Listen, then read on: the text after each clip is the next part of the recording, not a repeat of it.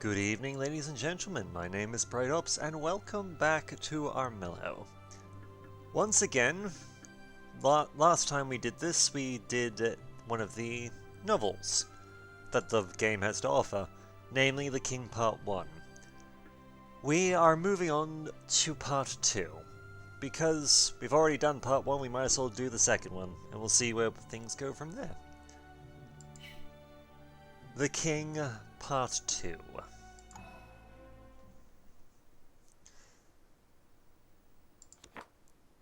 To Tao, arriving in Brimwatch invoked many memories of his homeland. The diverse range of sights and smells, the crowds of creatures milling about, none of which the lion recognized, and the overarching sense of commerce that typified any cultural center. For the first time since he had been forced to this place, he felt a small pang of the familiar. Marthas directed Tao through the throngs of creatures, the lion receiving many strange looks as they did so. While the market was filled with all manner of species, none of them looked anything like Tao. Marthas ignored them, navigating his way through an open-air market in the Wolf Clan quarter, then bounding up a set of stone stairs that looked much older than the market stalls and wrought iron decorating the area. They crossed an old wooden bridge, and suddenly they were in the Bear Clan's domain. The pair stopped, and Tao marveled at the expertly maintained greenery set into either side of the stone walkway. Wood and stone structures were built further off to the side, the path stretching onwards until it met with a gnarled old tree that seemed the center point of everything built in the Bear Clan quarter. Just behind it, a large wooden dome with an open doorway and numerous bears milling about, all dressed in customary Bear Clan shawls, cloaks, and belts. "I hear the real Well Tree's way more impressive," Martha said, gesturing at the old tree. He wrinkled his nose a bit. "I would imagine it would have to be." Tao opened his canvas folio and reached inside.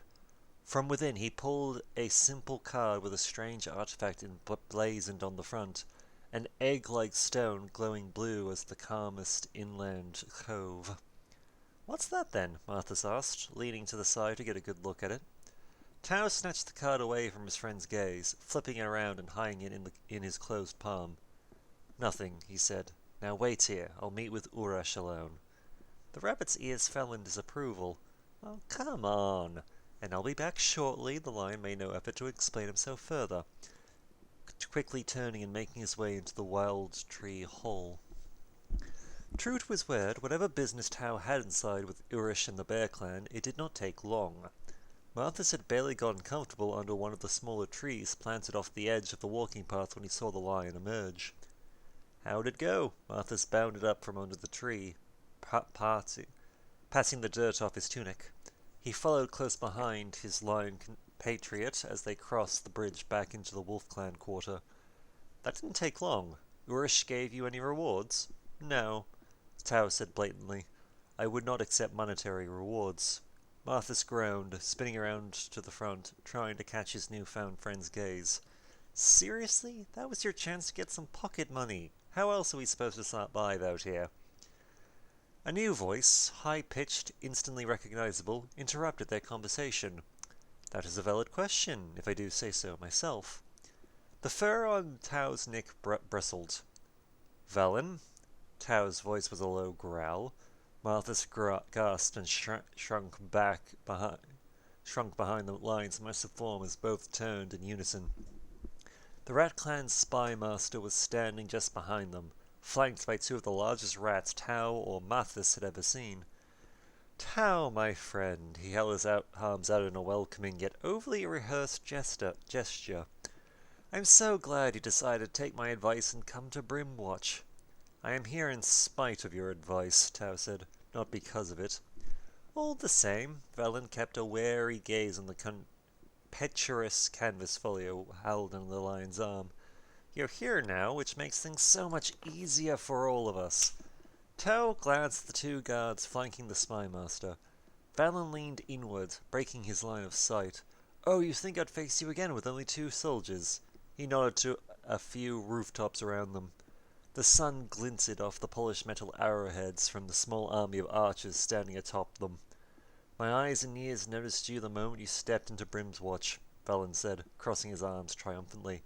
You're rather easy to spot in a crowd, do you know that? Marthas uttered a nervous laugh as he spun around in a circle, head craned back, taking in the pure magnitude of their current situation. Being a bit overcautious, aren't we? In my line of work, there's no such thing. Velas stepped forward, eyes now fixed on Tao's travel folio. But I must say, after our last meeting all that time ago, I had a bit of a realization. Then speak it and move on, Tao growled. You know how this can end for you. The spy master shrugged, the ghost of a smile on his lips. I realize that you will serve me, that you will serve the Rat Clan. He finally raised his eyes from the folio directly into Tao's own with a deep, unhinged fury. You will serve me, and you will thank me for it. You will earn nothing, and you will thank me for it, or else. Or else what? Or else you will be exposed as the rot-meddling sorcerer you are! Velen was shouting now, spittle flying through the air. Tao winced, head rearing back. Wait, what? Martha shrank from Tao's shadow, gaze switching between him and Velen. The rot? Tao, what's he talking about? Velen laughed. Oh, your rabbit friend doesn't know. That's most precious, isn't it? He didn't follow up. He didn't press. Instead, he leveled a claw at Tao. You have 1 week. Do you understand? He stepped back, arms out to the side, a mocking bow. I expect you in my hall in 1 week, ready and willing to serve, or I'll turn each of the 4 clans against you. He smiled, that yellow, toothy smile. And you know what? Once you're dealt with, I'll go burn down that squirrel's farm too, just because I can. For some reason, Tao seemed abundantly calm throughout the litany of threats. The lion took a deep, relaxed breath, then nodded. It is clear to me, Velen, that you are not one to be trifled with. The fact it ever wasn't clear is a matter for another time. The spy master said, I'm just glad we've managed to reach an agreement. He held up a paw and rolled it around in mid-air.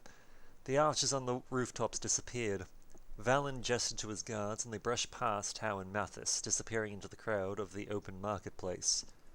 The 2 of them stood there for several moments. Tao's jaw was clenched, eyes narrowed on the last spot he saw Valen. His mind was at work. So, Mathis cleared his throat. Guess you'll be working for the Rat Clan from now on, huh? He sighed. That's fine.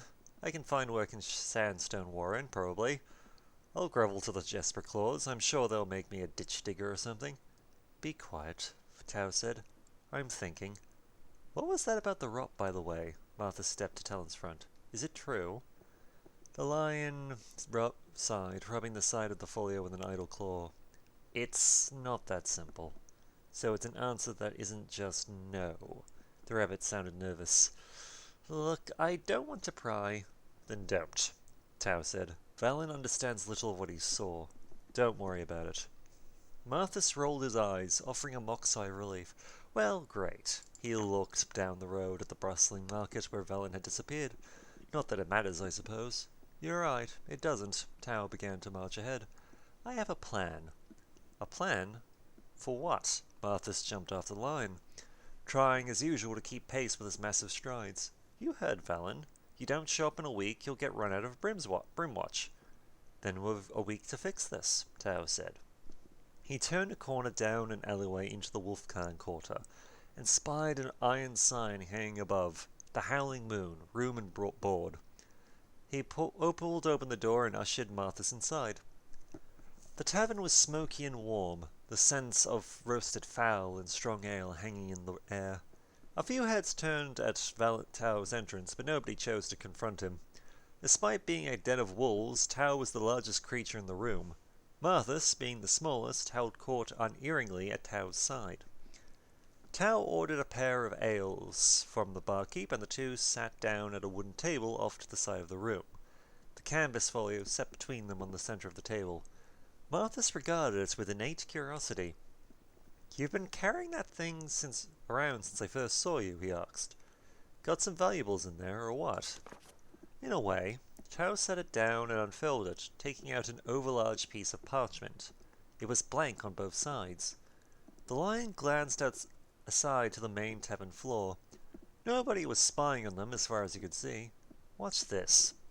He slid the folio to the edge of the table to further inhibit curious onlookers, then brushed a paw over the map, flattening it out. As his paw touched the surface of the parchment, black lines of ink sprang from the nothingness. They wove around the parchment, leaving shapes and words in their wake. Forests, plains, lakes, towns. Martha's eyes followed the black lines as they expanded across the parchment, finally converging at the very center. Brimwatch. It's a map of Armello. The rabbit glanced at Tao. Drawn with... Was that some kind of invisible ink? Tao leaned in over the map. It's not just a map of Armello. It's a map of whatever I want it to be. He pointed to a spot a short distance from the map center. A bow-tack was visible, and the words caravan. It shows me everything. This was the caravan from the other day. When it moves along, it will move along here, too. I don't... Malthus fell back into his seat, stunned, blinking excessively, possessing the thing before him. This is simply incredible. I've heard of magics, but never anything like this. He planted his paws on the table and looked up and stood up in his seat to get a better look at the map. This is phenomenal. I know, Tao nodded, but we have work to do, so if you wouldn't mind. Oh no, of course not, Martha said. He pushed back the table and sat back down, opting for an overlong gulp of ale. What are you going to do? Well, Tao said, squinting at the map, that caravan from the other day. Yeah? One of the slavers mentioned that it was heading towards a mine. Tao's claw hovered over the black blotch of the destroyed caravan. After a moment of orienting its direction, he tracked a line across the map. And that takes us to... His claw intersected with a large black square. Mortius Mines. Martha shook his head. Those mines aren't on any map I've seen. These mines, Tao continued, must be filled with slaves of the Rat Clan. Slaves that could be easily convinced to join our cause. The rabbit cast a suspicious glance across the table. Cause? What cause? Tao took a mental note of the mine's general location relative to Brimswatch, then began to roll it up again. You said it yourself last night, Marthas. There are obstacles to peace in Armello, personified by Lady Boreal, the Jasper Claws, Valen, and the pact the Bear Clan has with the Rabbit Clan. Obstacles that can't be solved by any creature allied with any one clan. Yeah, Marthas nodded. But that's the status quo. Upset the balance, remove a piece from the board, and another just fills its place. Tao slid the map back into the canvas wrapping. The status quo you speak of does not exist. When Armello isn't at war, it's on the principle of war. He glanced at the room beside them. One of these wolves has too much to drink and wanders into the Rabbit Clan warren looking for a fight. You've got a war. A rat gets cheated in the market. They draw a dagger. You've got another war. He opened the folio again, but hesitated. He leaned instead onto the table, head lowered, eyes raised to Marthas's own. Every day you are one flagon of ale, one miscounted coin away from all-out war, and that should terrify you. It does terrify me, Marthas groaned. It terrifies all of us. But you're saying if we somehow break out these slaves, that sets us on a course to end it. How? To end war, you need someone above it. Tao leaned into the table. A king. One king. Marthas's ears perked at the word. You think you... I do. Tao pulled a card from the open folio. But that comes later. First we remove the spy master. I know how to do it. Tao held the card up for Marthas to see. The words were foreign to the rabbit, but on its frontage a mob of armed creatures marched through a burning town. An inevitable future should the slaves at Mortis Mines escape from their bonds. A revolt, plain and simple. Tao finally took a sip of his ale. The brew was strong, deep, and mortally. He perused his lips a bit and nodded in approval. You know, this ale is quite remarkable. A toast, then. Marthas raised his own mug over the table. To Armello, and whatever comes after, Tao said. You'll think he'll show today? One of Valen's advisors stood by the front door of the clan hall looking out into the filthy cobblestone street. The spymaster was hovering about in the shadow of the doorway, uncharacteristically nervous. He'd better. Deadline's up tomorrow. I shouldn't have given him the week. You needed to let him come here on his own, the advisor said. If you'd forced his paw, he might have tried using those cards again. Valen grumbled under his breath. Yes, well, nothing's stopping him from doing that now. What if he's got different spells? What if he really is some kind of master of rot? The advisor held out a paw. Master, please, you must calm down. The spy master groaned impatiently. Perezzel's due for another visit sometime in the next few days. I want to make sure Tao is dressed in spotless Rat Clan regalia and standing by my side when she does. The advisor rolled his eyes. Yes, as you've made abundantly clear, I'm sure Prezi will be very impressed. Impressed? The spy master gave a dark laugh. It has nothing to do with it. I want her to be frightened. The 9 families treat me like some gutter snipe, but I keep their coffers overflowed and the wheels of their spy network greased. Velen slammed a paw into the door frame. She will see Tao, and she will not respect me. Then she will fear. If she will not respect me, she will fear me. The advisor gave an over-exaggerated sigh, but then his ear perked.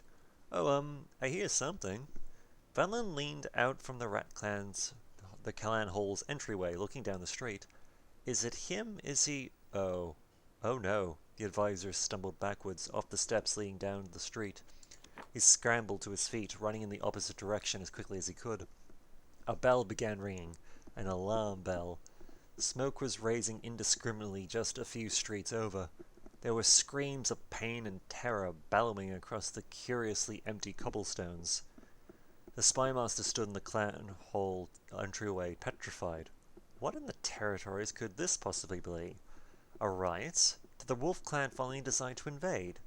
He turned back into the hall and dashed to his study, grabbing armfuls of papers and parchments, documents vital to the Rat Clan's operations in Brimswatch, items that he could never let fall into enemy paws.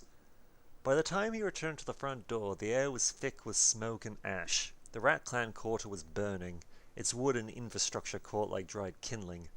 There was shouting down the street now. He squinted through the flames and saw a massive crowd before him, marching down the street, weapons raised in anger. Any rat that stumbled in their path was hastily cut down, slain by the mob. Velen quickly descended the stairs and dashed into the narrow alleyways and passages of the Rat Clan quarter.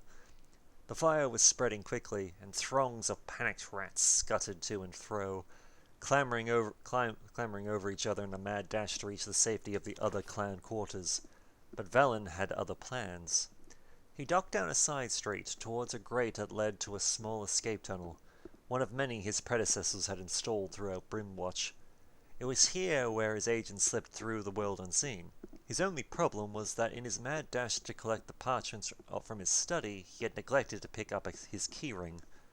Rot! The spymaster cursed and kicked the grate, but it did not cede an inch. He would have to make it back to the clan hall. He would have to... A mace slammed into Velen's head, crushing his skull in an instant. The spymaster collapsed in the gutter, his papers scattering across the blood-stained cobblestones like leaves in the wind. The angry mob continued down the street, not even stopping to check who it was they had slain. In just a few moments the shouting and jeering had receded into the distance. Ooh, rough day, huh? Marthas appeared from one of the narrow alleyways adjacent to Velen's prone body. Turns out when you enslave a bunch of folks, they don't like you very much when they're set loose. He walked over and gave the spymaster's corpse a solid kick. Good thing for you they didn't know who they were dealing with, or they wouldn't have left enough of you to bury. The rabbit knelt down and started shuffling together Velen's fallen parchments. There was something else there too, a small heavy brooch. Marthas took a quick look around to make sure he was alone, then opened the bag for a look. Inside was a slab of featureless-shaped gold. A curious thing to be carrying around for sure, so Marthas tightened the pouch strings and added it to his collection. When he is certain he had claimed everything from Velen's corpse, he produced a parchment of his own. He held it in the air for a moment, hovering hesitantly. Well, Marthas said with a light sigh, here goes nothing. He tucked the parchment under the fallen rat's arm. It was done. The rabbit stood up, ears swirling down the street towards the sound of approaching voices. He ducked into the shadows and watched as a trio of Rat Clan guards encircled the spymaster's mangled corpse. Oh no, one of them turned him over, grimacing at the wound. It's Velen. What's that he got there? Another rat nodded at the parchment under his arm. That's a Rabbit Clan seal on it. Marthas watched the rats claim the parchment, holding his breath as they broke the seal, and the patrol leader read the words, brow furrowing with each successive line. What is it? The third guard asked. It's... I don't believe it. The patrol leader finished reading it, head shaking. It's from the Rabbit Clan. They were warning Velen to leave the quarter. Says the rabbits are the ones who freed these slaves. The rat closely examined the seal. Marthas had stolen the signet and wax from within the sandstone warren days before. It was authentic. Guess he didn't have time to read it before the slaves brained him. Wait, what? Another guard snatched the parchment and hastily read it over. That doesn't... That's mean Velen was working for the Rabbit Clan. The Jade Keepers, even, the patrol leader sneered. Who's in charge of the quarter with the spymaster dead? The three guard rats looked at one another with vacant expressions before the patrol leader finally shrugged. This is going to the 9 families, then. We'll let them figure it out. Martha shivered. To get the attention of the 9 families was to gain the attention of the entire rat clan. It was precisely what Tao had wanted. The next morning, just after sunrise, the town criers began their work in the marketplace below.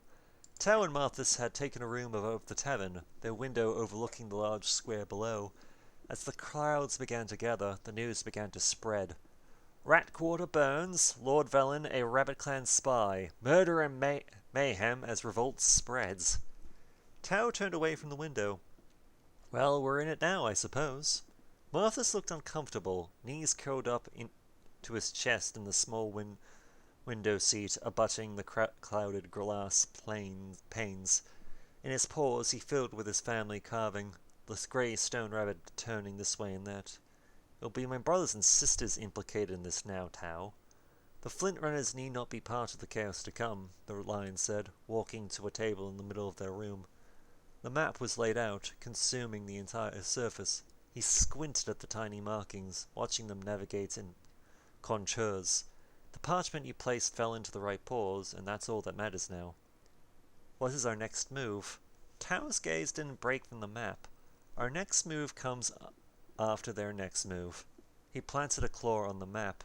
Marthless, this is the main entrance to the sandstone warren. The rabbit hopped off the still and climbed up onto a chair to get a look at the map. All the furniture was wolf-sized, so he was at a regular disadvantage. Yes, that's the place, he said, with the big open front field right out front. Marthas paused, then cleared his throat loudly, breaking Tao's concentration. Something on your mind? The rabbit's brow furrowed. The Blair clan has their pact with the Jasper Claws. Do they? Tao began to roll up the map. Seems that could be a problem. You know something I don't? Marthas frowned. If the Rat Clan attacks the Sandstone Warren as retaliation for yesterday, the Bear Clan will send reinforcements. Tao opened his folio and placed the map inside. Well, with their quarter burned, I imagine they'd be desperate enough to try it regardless. He nodded out the window, down to the town crier. Let's wait and see.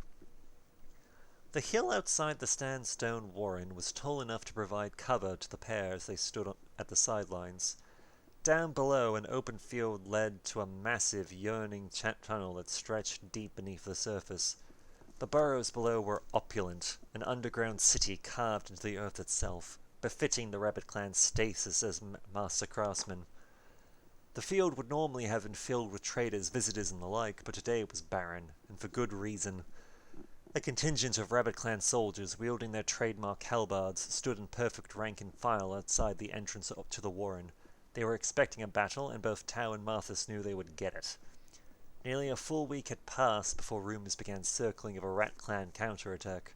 Every morning, Tao and Marthas had ventured to this hill to wait and watch, passing the town criers every morning to glean a little bit more information about the impending response to the Rabbit Clan's attack on their territory.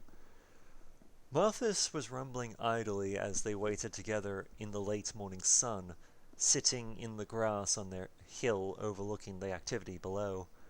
The heads of the families won't have believed Velen turned turned on them right away. They'll have scrutinized the letter, scrutinized the seal, scrutinized the language, maybe for days. He pivoted, as if playing his own counterpoint. But then of course they'll remember that in the Rat Clan, nobody's above suspicion. They'll rationalize that Valen's death was an accident, but the missive was genuine. They're less likely to believe their own spies in the Rabbit Clan than their own instincts, especially with evidence in hand. Tao leaned back in the grass, looking up at the sky. There wasn't a single cloud in sight to ruin the perfect blue. Marthas, you're overthinking this. The rabbit was restless, pacing back and forth, paws clasped behind his back. I'm just thinking as I normally do. This is my normal thinking. He glanced down over the edge of the hill. Old Jasper Claws of the Red Arm is anything to go by. The Flint Runners will be inside, guarding their own family burrows. What happens when the Rat Clan clears the Warren entrance? Tao asked. Martha shivers. Well, if they get through, and that's a big if, then it'll mean the Jasper Claws are done for. Their entire guard is out there. He shrugged. Knowing the Flint Runner elders, they'd probably lay down their arms and cede the whole Warren. Then we shall hope for that, Tao said, for the sake of everyone else. Wait, what? Martha's ears dropped low against his head. You hope my family is conquered by the Rat Clan? That's what you hope for? It's a temporary inconvenience, the Lion said matter-of-factly, but a necessary one. Marthas's jaw dropped in surprise, his paws curling into fists. You never told me... Quiet now, we've company. Tao stood up and bowed his head. Marthas noticed a bear climbing the steep hill, a large staff in her paw serving as a walking stick. The bear was nearly out of breath by the time she reached the top of the hill. Goodness, you can see the whole world from up here. She finally noticed that Tao's head was still lowered in his bow and smiled at the lion's reverence. Please, Tao, you can dispense with the formalities. He raised his head and gestured down to the army waiting below. Your timing seems impeccable. Today is likely to be the day. The Jasper Claws stand ready. Indeed, the bear mused. Martha stepped forward, clearing his throat. Pardon me, milady. Ah, you must be the Flint Runner. The bear nodded down at him. I am Lady Orono of the Bear Clan, at your service. The rabbit offered a short bow in return. Martha's Flint Runner. He turned to the valley below. If you don't mind my asking, where does the Bear Clan stand on this conflict? Will you be sending reinforcements? Orono glanced at Tao, who said nothing to object. The bear turned to Marthas. On consultation with Unreal Wildcaller, we have decided to stand alongside Tao in his plan. There will be no reinforcements. Marthas was dumbstruck. Just like that. He looked over at the lion. How? How did you... He turned back to the Jasper Claws below, now realizing their fate was sealed. The path to embracing the wild is often twisted and obscure, Orono said, but sometimes it brings us a light, a guide, to show us how we can better reach our destination. She held a paw out to Tao, and for one to possess the ability to summon the most treasured artifacts of the wild, the Spirit Stones, from thin air. Marthas nodded in understanding. Ah, the card. A spell of yours? Exactly, Tao said. There's much I can offer the Bear Clan in their study of the wild, but the first step must be peace. Orono assented. Indeed, though there's much to be done before that day comes. We will get there, Tao said. He walked to the edge of the hill and leaned outwards, looking towards the center of Brimswatch. There in the distance, a black mass was congregating, beyond the ashen husk of their clan quarter, swarming from deep within the Rat Clan territory. An army approached. It's happening. Martha gritted his teeth and turned away from the overlook. It's happening so fast. Too fast. His breath was coming in quick. Sakalo gasps. Much too fast. Much too fast. Tao put a comforting paw on the rabbit's shoulder, but Martha squirmed away, his disbelief giving way to fury. You knew this was going to happen. Never for certain. Tao was unpaused. But I do not cast the dice unless I am certain the odds are in my favor. The Rat Clan will take the Sandstone Warren for itself. The rabbits, they may very well become slaves in their own homes, Martha shouted. Why would you let that happen? And you made me party to it. I thought we... Down below in the valley floor, the Jasper Claws prepared to repel the incoming Rat Clan attack. More than a few of them were no doubt wondering where the Bear Clan support was. Their enslavement is an unfortunate but temporary means to an end, Tao insisted. He stared at Marthas, unblinking, his tone severe. This was always part of my plan. Uno looked uncomfortable standing between the two. She raised her paws down towards the rabbit, trying to calm him down. And your friend's plan is sound if you would only listen. What kind of sound plan involves enslaving an entire city? Marthas jerked a claw down at the sandstone warren. When he was certain he had their attention, he wheeled around to Tao, no longer able to stop the tears from streaming down his cheeks. What if you're wrong? What if your plan is just another cycle in Armello's centuries of death and violence? For the first time since Marthas had laid eyes on him, Tao snapped. The fur on his mane rose, ears folding back. I never asked for your company, Marthas, nor did I ever ask for your opinions. He spat the words like venom, seething in a way he hadn't since he first arrived in the clan territories. Your sudden doubt would be easier to accept if it wasn't so wrapped in self-interest. You had little concern with the idea of bringing the Rat Clan to heel, but the moment your own family is at risk, you'd turn tail and run? A clash of steel ran through the air. Down below, the swarm of rats had swept across the jasper claws like a raging sea. Even from the perch high above the battlefield, the grotesquities of the war was plainly evident. They were small forms up here, no longer than Marthas's flint carving. The rabbit stared at the object in his paws, then looked up and saw Tao, observing the battle between the jasper claws and the rats as one might observe sparrows fighting over a scrap of bread. Tao felt something small and hard hit him in the arm. He winced in pain and, looking at the ground, realized it was Marthas's rat carving. Then he saw his friend, standing over it, fury in his eyes.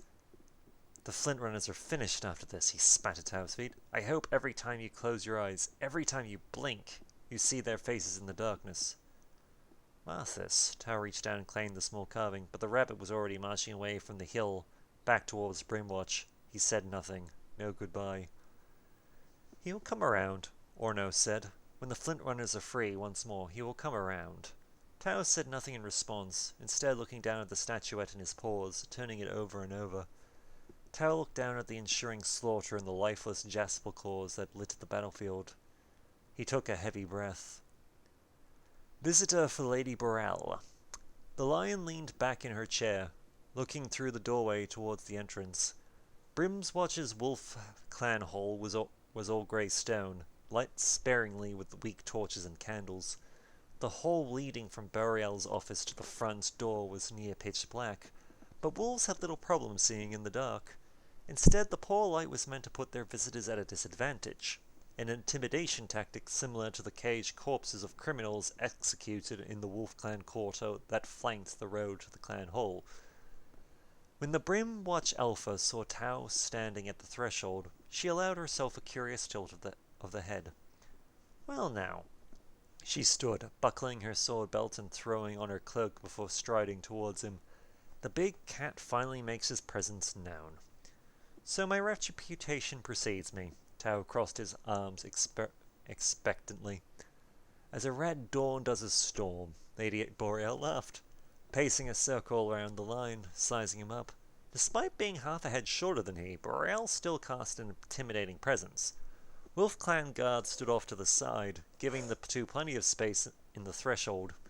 Finally, the Brimwatch Alpha stopped pacing, clasping her arms behind her back.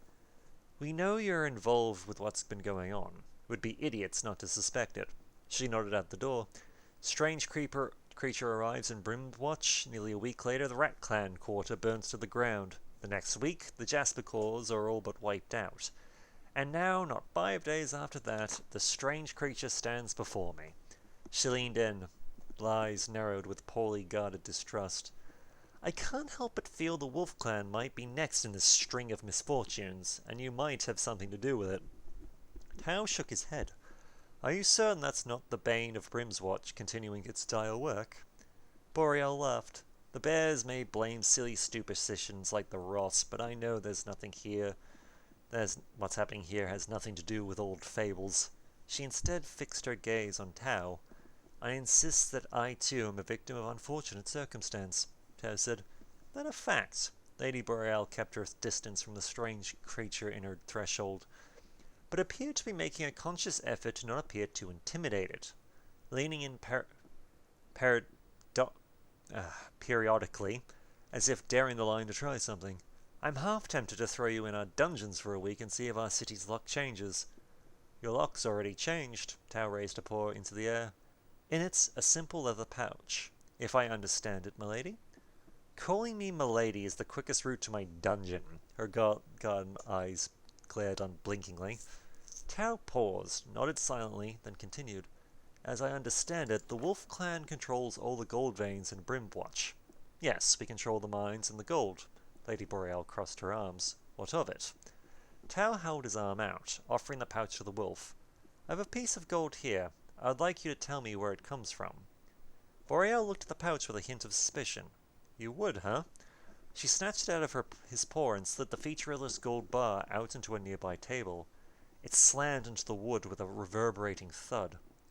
All gold bars are stamped with their mine of origin, Tao reminded her. Boreal leant this way and that, evaluating the bar. Stopped, squinted. She flipped the bar upside down. Nothing.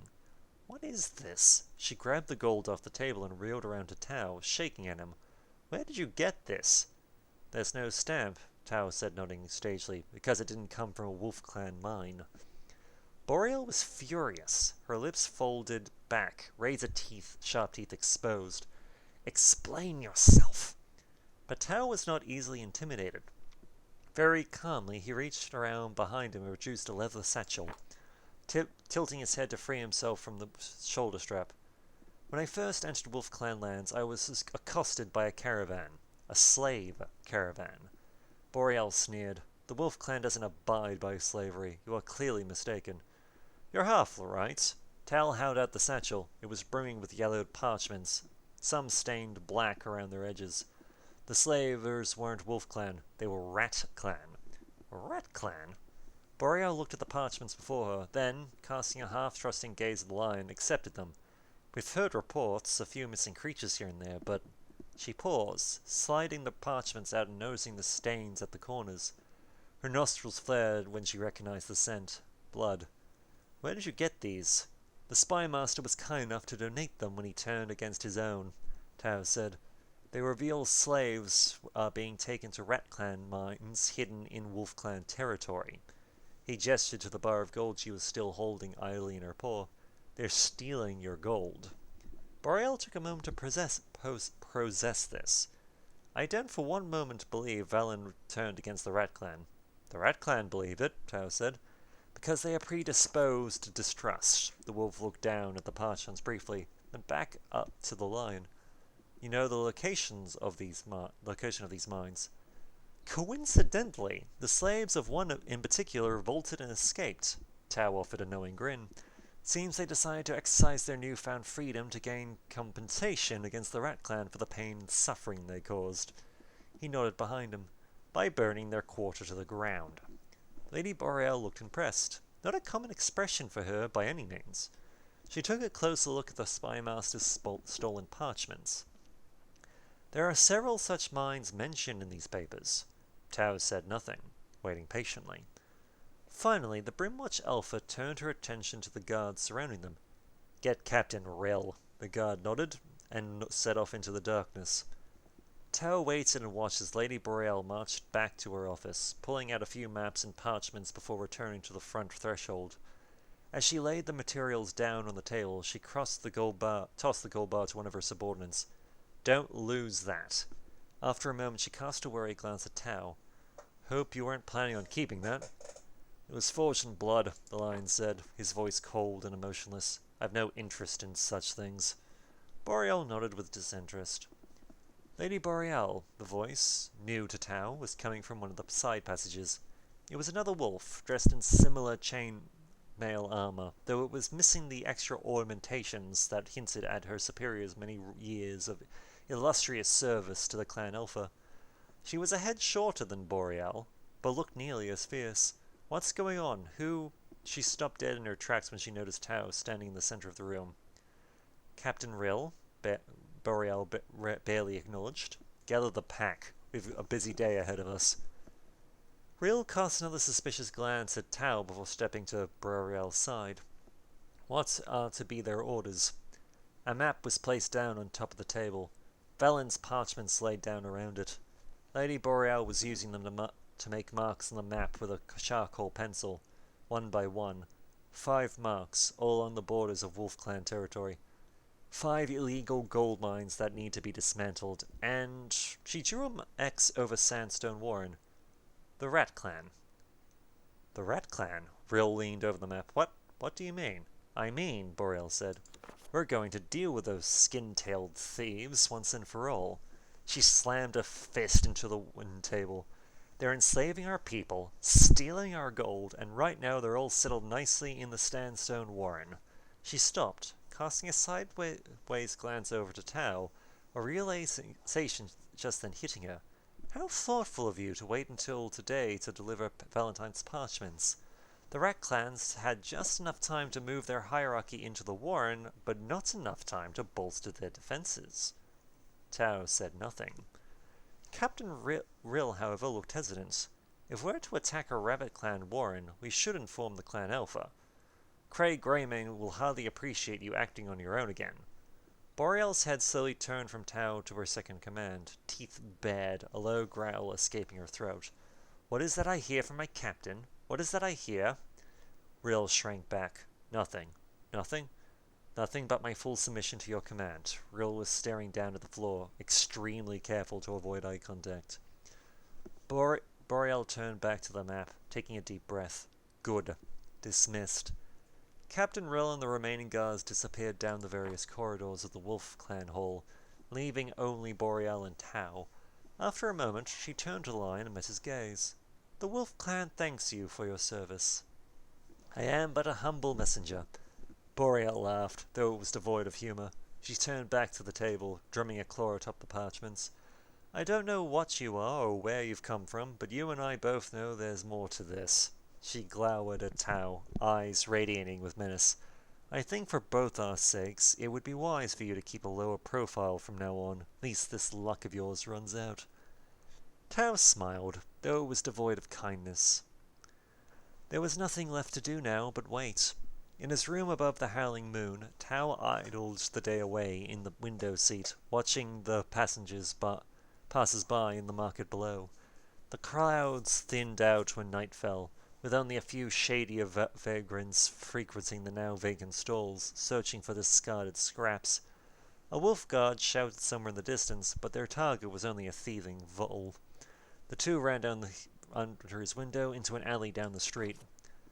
Tao leaned back against the still and pulled Marthas's flint rabbit from his pouch, turning it over and over in his paws. He stared down at it, at the featureless face carved into its frontage. In his mind's eye he could see them, screaming, running in terror from rats and wolves clashing somewhere underground, deep in the bloody heart of the Sandstone Warren. Lady Boreal was there at the fore, sword drawn, cutting down the trapped rats by the dozens, innocent and guilty alike. Screams, screams, and more screams. Tao was close to sleep now. His mind wandered further. He had spoken with Lady Boreal for only a scant few moments, but it was more than enough to confirm what Marthas had said about her. If that wasn't enough, the caged corpses he had spied along the road to the Wolf Clan's hole certainly sealed it in his mind. They were marked with signs laying out their crimes. Thief, murderer, traitor. But did any of those crimes justify such a foul end? There was another scream then, but it sounded real, like it was in the room with him. Tao jerked up to the window seat, eyes wide, sucking in a terrified breath as he glanced around the room. It was empty, of course. Tao had drifted to sleep. The moon hung low in the sky, and just beyond the walls of Brimwatch, a blood-tainted dawn was creeping across the land. The Lion realized with a hint of panic that the flint rabbit was missing, but after a quick glance around the windowsill, he saw it had simply fallen to the floor. He claimed it, the weight of it feeling oddly reassuring. Then, just as dawn broke, the town criers took to the marketplace. Crowds were gathering, a sweeping murmur that carried up to his window. Something had happened. Tao went back to the window and looked out. Dozens of early morning market goers were idling about. The stalls were closed. In the light of dawn he could see a thin column of smoke rising from the general direction of the Sandstone Warren. Rat Clan deception exposed. Slavery rampant in illegal Rat Clan gold mines. Wolf Clan invade Sandstone Warren in pitched battle. Tao turned the flint statuette over and over in his paws and waited. He was hungry, but the only bits of food he had left were some rock-hard crusts of bread in his rucksack. Glancing outside again at the nervous creatures milling about the marketplace, he finally decided a quick trip down to the tavern would probably be alright. The howling moon appeared to be empty, but Tao could smell something good cooking in a pot on the nearby hearth. As the lion approached the bar, however, he heard a familiar voice coming from behind him, off in the corner. "Seems I owe you an apology."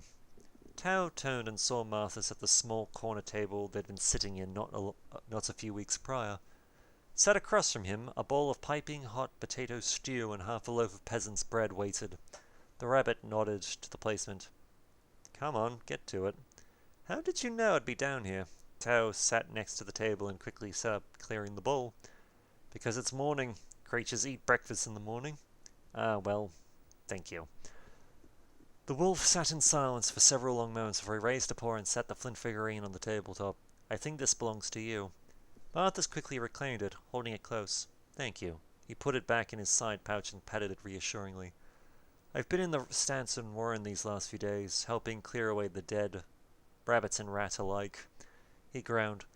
"Also putting up with Graver's Jasperclaw. Of all the rabbits to survive, I've no idea why he was spared." Tao stopped eating, staring silently down at the table. Marthas continued talking. "Anyway, the rat clan took over the whole warren, started making up all these new rules and laws. Gave us Jasperclaw and the remnants of his family were still propped up as leading the rabbit clan, but everyone knew it was really the rat clan in charge." He looked around the empty table, but they could both hear the nervous crowd outside. "And then last night the wolf clan invades the warren, saying the rats were building illegal mines and enslaving the populace." Marthas glanced across the table. "Then I knew. The only way anyone could prove that to Lady Boreal was with the parchments I stole from Velen." Silence. Then Tao tilted his head in a bit feigning curiosity. "So," he asked, "tell me how it ended." The rabbit leaned back in his seat, shaking his head and offering the lion a confounded smile. "What's to say? The wolves and the rats fought all night. The rats were trapped in the tunnels and the wolves won. The wolves cleared out the Jasperclaw leaders as rat clan sympathizers and left the flint runners in charge, and now all the rats are exiled from Brimwatch." Marthas nodded towards the front door. "You'll hear it from the couriers soon enough." "Marthas," Tao closed his eyes, despondent, "I feel I'm the one who owes you an apology." "For what?" The rabbit was confused. "Everything happened exactly as you said it would. If anyone owes anyone an apology, it's me." "Regardless, I am used to making decisions on my own with little counsel," the lion said, pushing an empty soup bowl to the side. "A stubborn trait that I have possessed since I was a cub. It did not even cross my mind to better explain myself before." He sighed. "I am glad you came back." The rabbit offered Tao an honest smile. "We didn't think the Flint Runners would ever return to the House of Heritage. Generations of rabbit clan infighting and strife was ended in a matter of weeks because—" Marthas chuckled, coursing a paw through his ears. "Because you just decided it had to stop." "We decided," Tao said firmly. He gestured to Marthas, then back to himself. "We decided. Together, in one night you taught me two things." He held up a claw. "One, that peace was possible, and two," he held up a second claw, "that would only happen if a creature from outside the clan territories did it." Marthas nodded in agreement. "While I say we're closer than we've ever been. The Rat Clan's criminal enterprises in Brimswatch have been dealt a mighty blow and their slave rings disrupted. The Jasperclaw family will never recover from the battle with the rats, so the Flint Runners will stop Sandstone Warren expansions. And the Bear Clan now sides with nobody, content to worship the wild and keep to themselves." Tao slid out from the table and picked up his empty bowl. "By my count," he said in a whisper, "there is precisely one more obstacle to a lasting peace between the clans." Neither dared to utter a name in the wolf-owned tavern. Tao offered the empty bowl to the barkeep, then gestured to Marthas to follow him. "What's your plan?" the rabbit asked, standing from the table. Tao pondered his response for a moment, then began to trek back up the stairs to his room on the second floor. Marthas followed close behind. "Honestly," Tao said, "I don't have one." You don't? Martha was flabbergasted. How could you? He stopped himself. No, I'm sorry. I was about to ask how you didn't have a plan until I realized it was beyond astonishing you had a plan up to this point in the first place. I appreciate it, he said. He opened the door to the room and let Martha close it behind him. She won't see me again, I'm sure. I'm something of a bad luck charm right now. Martha leaned up against the wall, casting a glance out the window at the market below. A fox was gesticulating wildly to the town crier, out of breath and excited about something. She pointed in the direction of the sandstone warren before dashing through the market, stunned expressions following her as she left. Martha couldn't help but grin. News of what had happened was travelling fast. Tao wandered over to the centre table and leaned forward against it, head bowed, still apparently deep in thought. I think the only thing left to do is for us to accept Lady Boreal's position as the Brimwatch Alpha. Miles said nothing for a good, long moment. Then, very slowly, he pulled out a chair at the table, climbing into the seat. Is that so? As a matter of fact, Tao continued, I think congratulations are in order. A proper thanks, perhaps, from the Rabbit clan to the Wolf clan. Proper thanks, you say? The rabbit was glaring at Tao, trying to praise his meaning. But the lion gave no quarter. Actually, Tao raised a paw, as if holding up his own train of thought. That could be seen as patronizing, necessary though it is. Perhaps the Flint Runners should send somebody that they don't like very much. Such as? The Jasper Claw elder you mentioned, the one who survived. Tao looked at Marthas unblinking. The one who shouldn't have. Gaddis? Marthas tilted his head, ears askew. That could be arranged. Something on neutral ground. There's an open square between the Sandstone Warren and the Wolf Clan quarter. Tao walked over to a nearby cabinet, where his travelling folio had been nestled comfortably between empty shelves. He pulled it free and set it on the table. A gift wouldn't be inappropriate. Something unique. Handmade. He can say it's from the Jasper Claws. Tao opened the canvas roll and hovered over it while Marthas leaned forward nervously. Tao? The line swiveled in the air. Something wrong? Marthas looked away uncomfortably. You know there are things I know about you that I've chosen to ignore up till now. Tao's movement slowed and he nodded once. Yes, for the greater good. Tao glanced at Marthas, on the verge of some wise comment, but the rabbit interrupted him. I don't need your excuses. I need you to promise me that whatever comes next... He crossed his arms. Whatever comes next, it never involves the rot. Marthas? Tao held up a card held up a card from the deck, its contents hidden from the rabbit's view. If you force my paw, it's going to be an answer that isn't just no.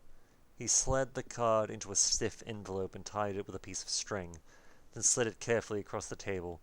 Make sure Gavis Jaspercore opens this at the meeting, not a moment before. Martha stared at the envelope. There was something, a chill, creeping around the room. He could have left the room then. He could have left the card on the table. He could have left Tao. He could have left things just the way they were. He didn't. The meeting took place the following morning in an open plaza normally reserved for trade caravans travelling between Rabbit and Wolf Clan quarters. The streets of Brimwatch were empty, the crowds hurried away by guards from both clans. The square was heavily guarded by both clans as well, considering the upheavals that had gripped the city in the days prior. Garvis Jasperclaw, donned in his most elegant Rabbit clan finery, arrived first. His squire was never more than a step behind, holding the simple envelope that he had been told was meant to be a gift for the Wolf Clan. Just to make sure the wolves were not put off by the insignificance of the small piece of paper, Marthas also sent Gravis with a wagon full of Rabbit Clan wine, aged in oaken barrels in perfect condition deep within the Sandstone Warren. Lady Boreal and her contingent of soldiers arrived shortly thereafter. Captain Rill stood beside her and slightly behind at all times, with the other warriors holding 2 paces behind Rill. The 2 clan representatives held court on either side of the plaza. Boreal and Rill stepped towards the center, while Gravis and his squire did the same. Boreal seemed irritated the moment she reached the square's center, the niceties of political discourse and ambassadorial exchanges being far from the pragmatism of the Wolf Clan. Let's get this over with, she said. Her voice was characteristically terse. Yes, we saved your Warren. No, we don't care. We didn't do it for you.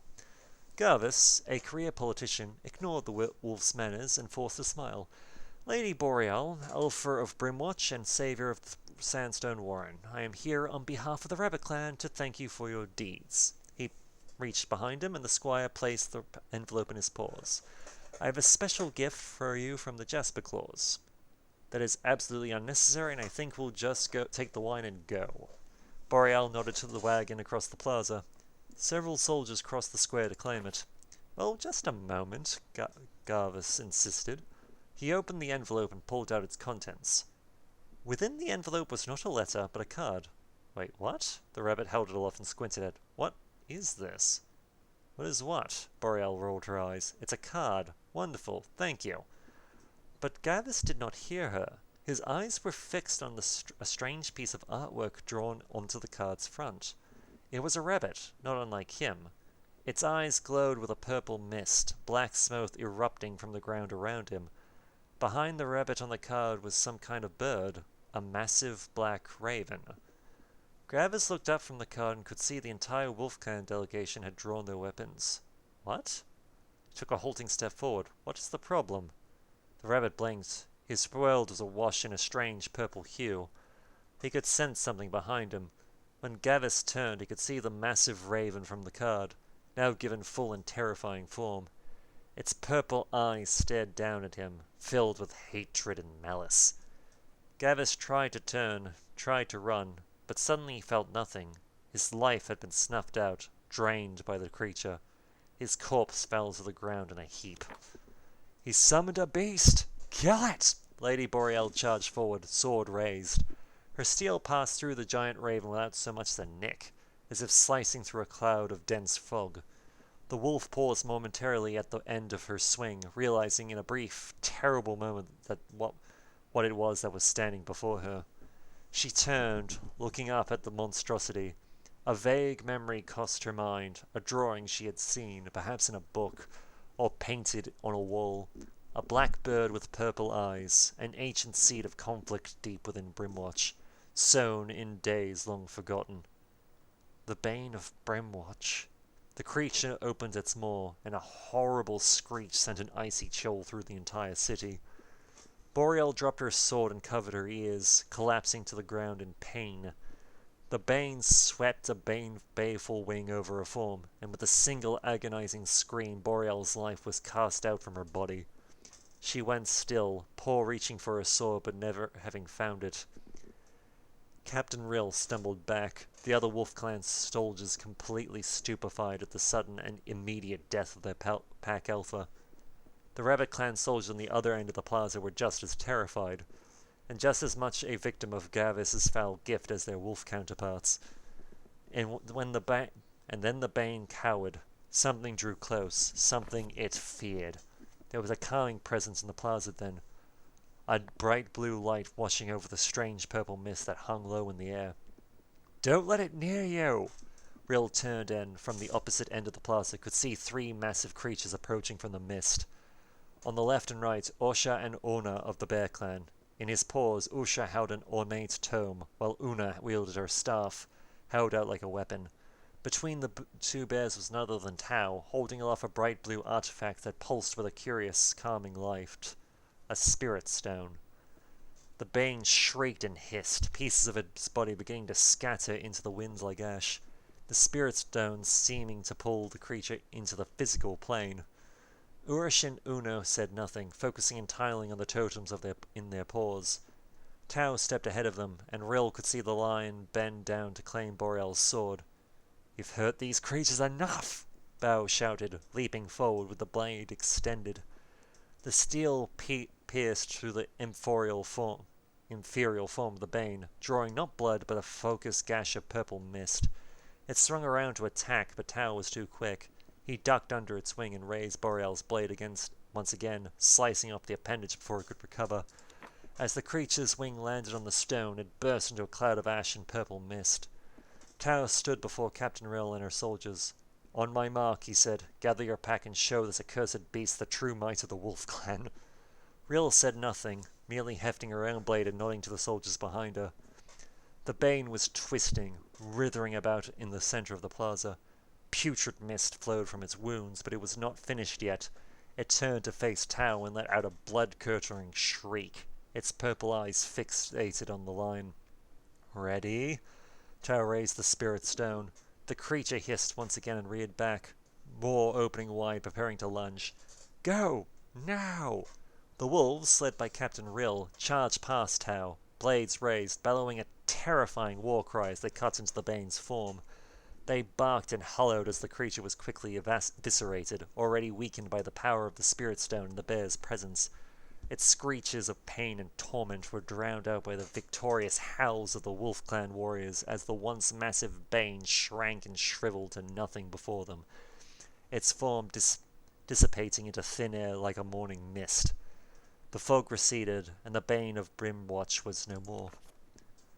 News travelled quickly after that. The Jasper Claws, enraged at losing control of the Sandstone Warren, had turned their ire on the Wolf Clan. Revenge, so it was said, was for installing the Flintrunner family as the new leaders of the Warren. The surviving Jasper Claws were exiled, recompense for their apparent complicity in Lady Boreal's death. With the appearance and defeat of the storied Bane of Brimwatch, the leaders of each clan agreed to travel to Brimwatch to participate in a new idea that the Lion Stranger, Tao, had brought forth: a joint clan council, the first of its kind anywhere in the clan territories. Far from the city walls of Brimwatch, in an ancient circle of stones built in generations past, the leaders of the four clans stood assembled alongside Tao. Riona Blackspur of the Rabbit Clan, Craig Greymane of the Wolf Clan, Percy of the Shadowed Many representing the Rat Clan's 9 families, and Aneria Wildcaller of the Bear Clan. Standing beside their respective clan leaders were the representatives that governed Brimwatch. Marthis, Rill, and Ono all had personally vouched for Tao, and Percy had been honoured to receive an invitation at all after the Rat Clan had been exiled from the city. Tao looked around the stone circle, ensuring he made direct eye contact with each of the 4 clan leaders. "I asked you all to come here today as a gesture of peace," he said. "It is immeasurably promising that we are even sitting at this table here today." "Hear, hear!" Craig shouted. "As Captain Rill tells me, we owe you our presence and respect for your actions within Brimwatch. This seems the least we could do." Percy, whose face was obscured by a voluminous cloth hood, nodded in agreement. "I too have heard of your exploits through the eyes and ears of my kin," she said. Her voice, while soft and whisper-like, had a sharp edge to it that suggested each and every word was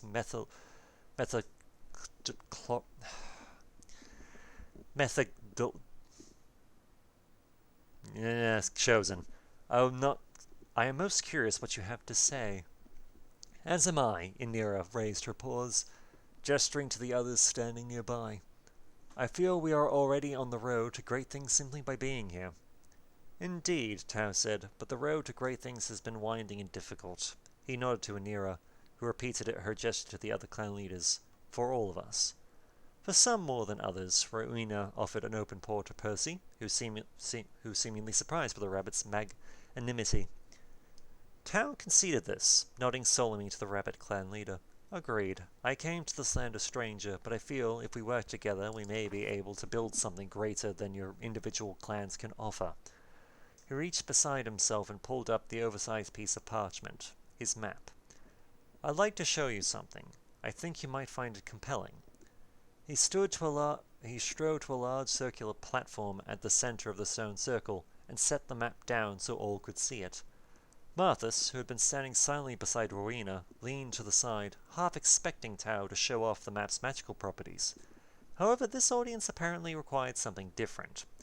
When the map unfurled, it was a fully complete representation of Armello, with a few obvious changes. The 4 clan leaders leaned in to look at it. "These are the clan territories," Percy said, "but they seem smaller in size. And I don't see Brimwatch at all." Clegg looked concerned. "Explain the meaning of this." Tao waved a paw at the map. "I am proposing the following: a merger of clan territories in the central region here." He tracked a claw along the border. Your clan grounds remain, of course, untouched. What's in the middle? Irene asked. It is not Brimwatch. The lion lifted his gaze from the map. I made an observation while staying in the city as it stands. Perhaps you will agree with me, perhaps not, but I seek to present what I feel is the truth. He gestured back down to the map, where Brimwatch was no more, and I feel that Brimwatch, the city in its current incarnation, has bred nothing but conflict, malice, and treachery between the four clans. Silence at the table. Percy shrugged.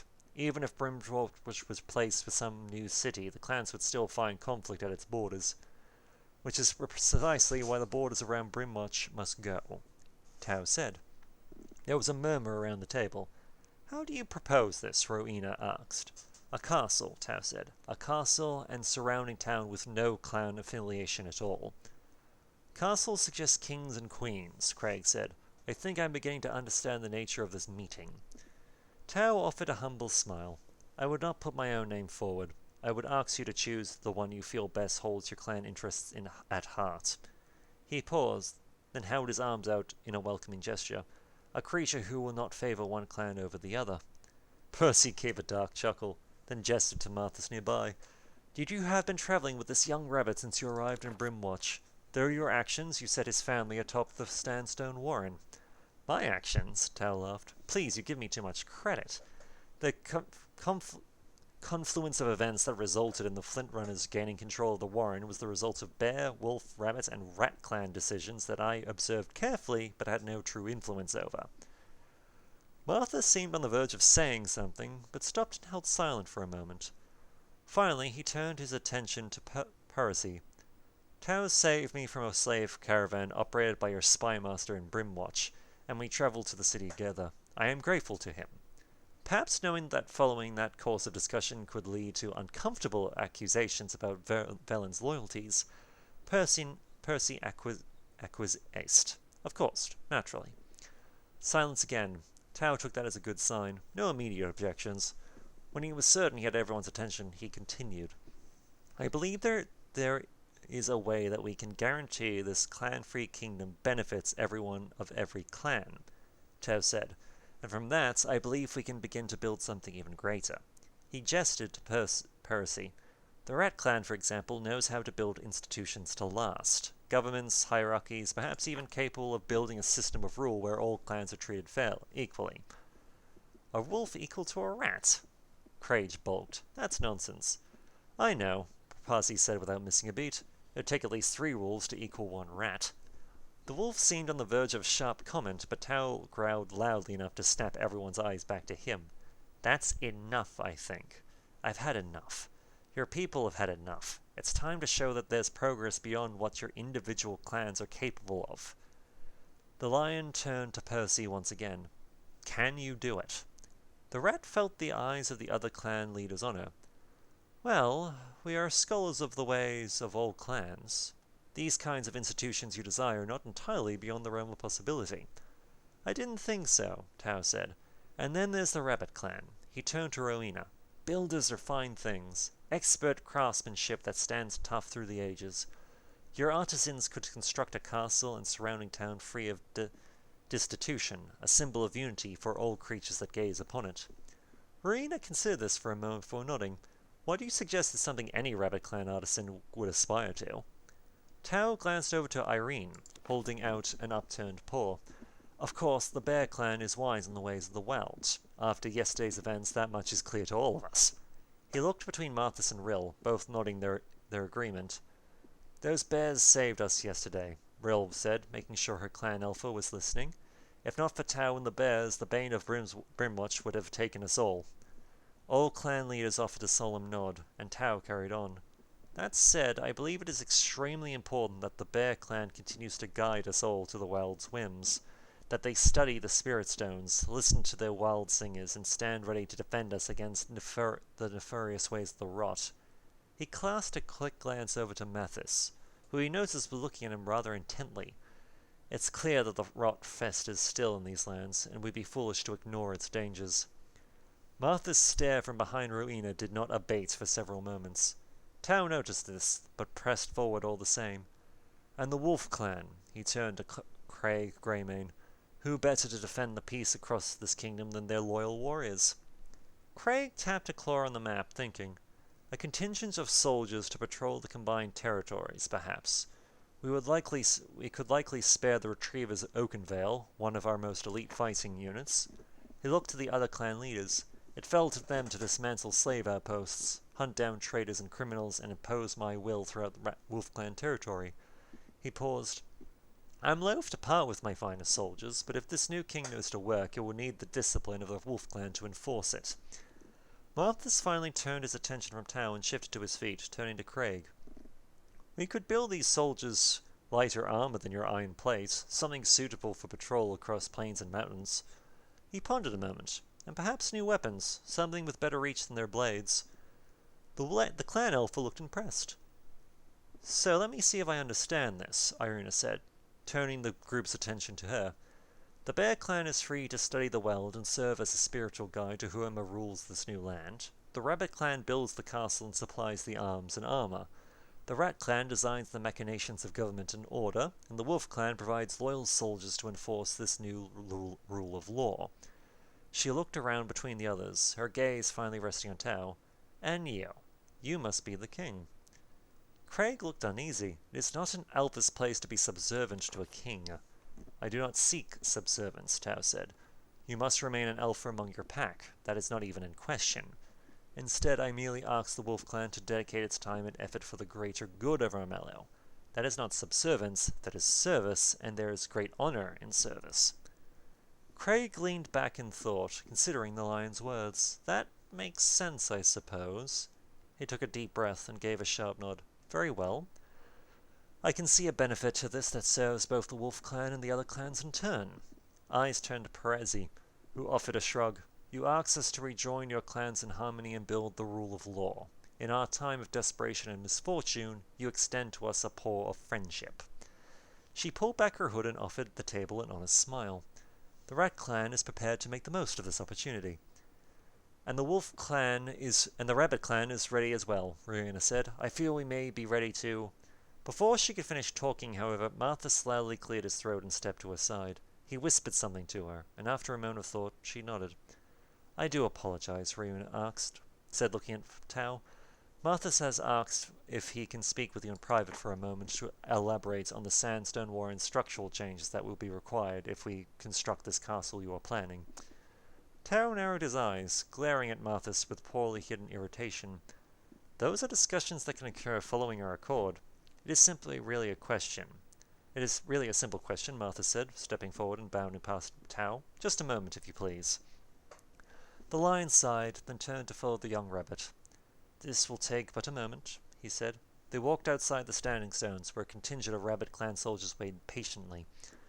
The circle sat atop a tall hill, verdant plains stretching out in every direction. In the distance, Brimwatch was the size of Marthas's paw. He stood by the edge of the hill and waited for Tau to arrive at his side. What is the issue, Marthas? Tau's voice was accommodating, but it was clear he was short on patience. They cannot spend much time here. The others are ready to agree. But I am not, the rabbit turned, face pained. Tau, how did you get here? How did you get the rabbit, bear, rat, and wolf clans together at the table? The lion sighed, shaking his head. I did what had to be done. Nothing more, nothing less. You killed, you schemed, and that business in the plaza yesterday, Martha shivered. That was the rot, pure and simple, Tau. You succumbed to the temptation of the rot. Tau sneered. I succumbed to nothing. The rot is a force like any other. It can be controlled. But Marthas didn't relent. He lowered his head, ears drooping in resignation. But no kingdom, Tau, no matter how grand, no matter how just, can be built on victories attained by the rot. You know this. Perhaps if it was just me, Tau said, leaning towards his friend. But with the Bear Clan to guide me, think of all we could accomplish. He leveled a clan at the rabbit. Do not ruin this. You know this is the only way that peace will come to this land. Was summoning a bane your idea of peace? The rabbit asked. It was the simplest route, Tau insisted. The rot is always the simplest route to anything. Marthas finally raised his voice in anger, but shrank back, self-conscious that the others might have heard him nearby. Before Tau could say another word, he shook his head and waved a paw before him. This cannot happen, Tau. I played right into it, but now I'm done. Don't... Tao tried to stop the rabbit, but he was already walking back to the table, leaving him behind. "Don't throw it all away," he said. "Nothing." Marthas returned to Raina's side and whispered something to her ear. He looked pained, but pleased with himself. He truly felt he was doing the right thing. Rowena Blackspur looked confused for a moment, then turned to Marthas. "Say again."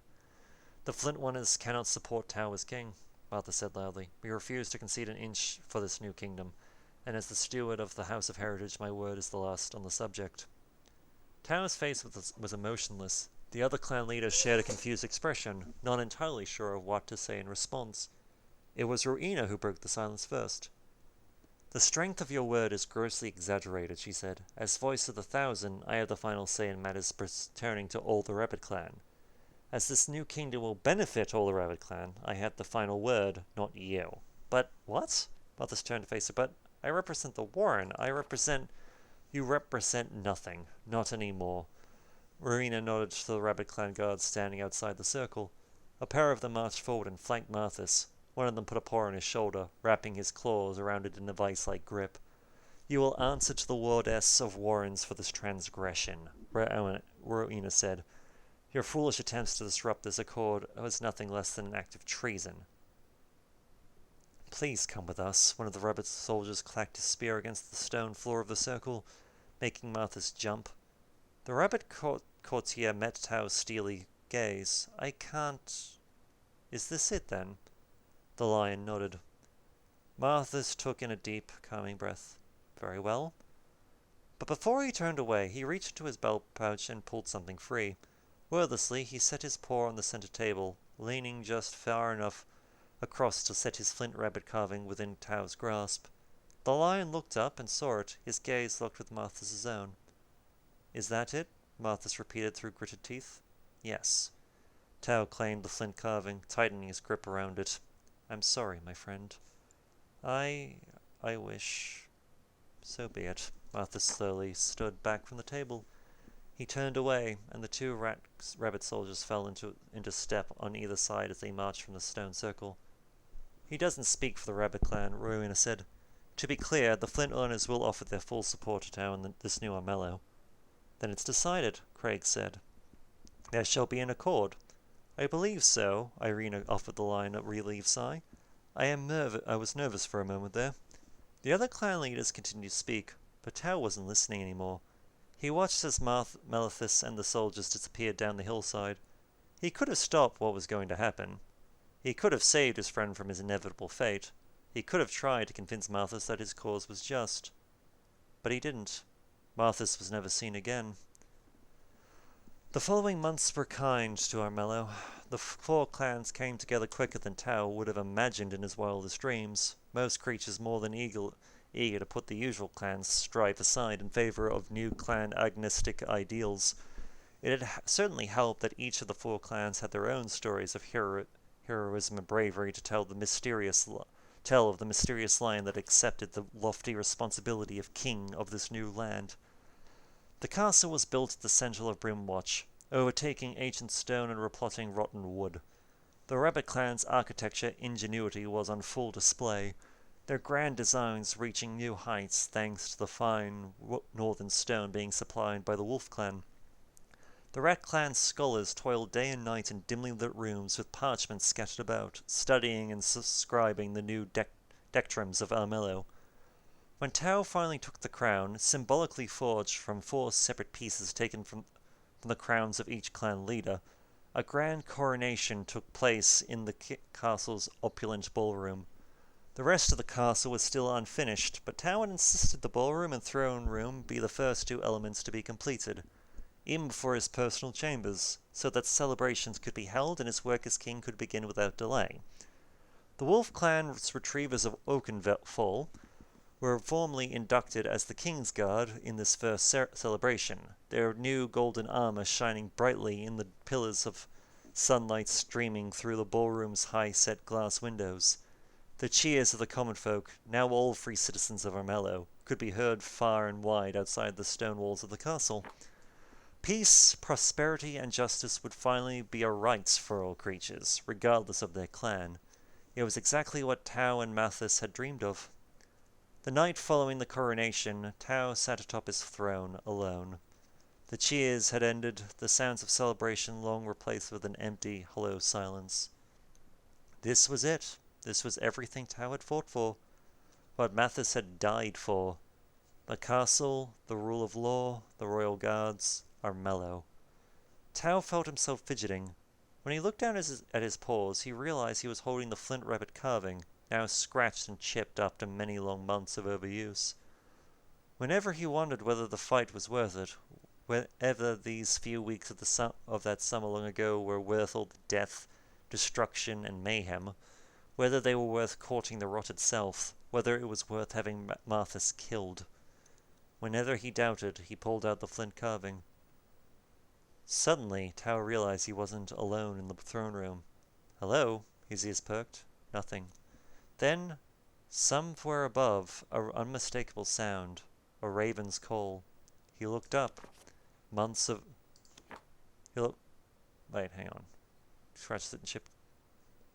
To do. Whenever he looked up, there we go. He looked up. There, roosting the eaves, was a single black raven, glaring down at him. The flint carving fell from Tao's idle paw, shattering across the hard marble stone of the throne room. And there we have it. The end of The King Part 2.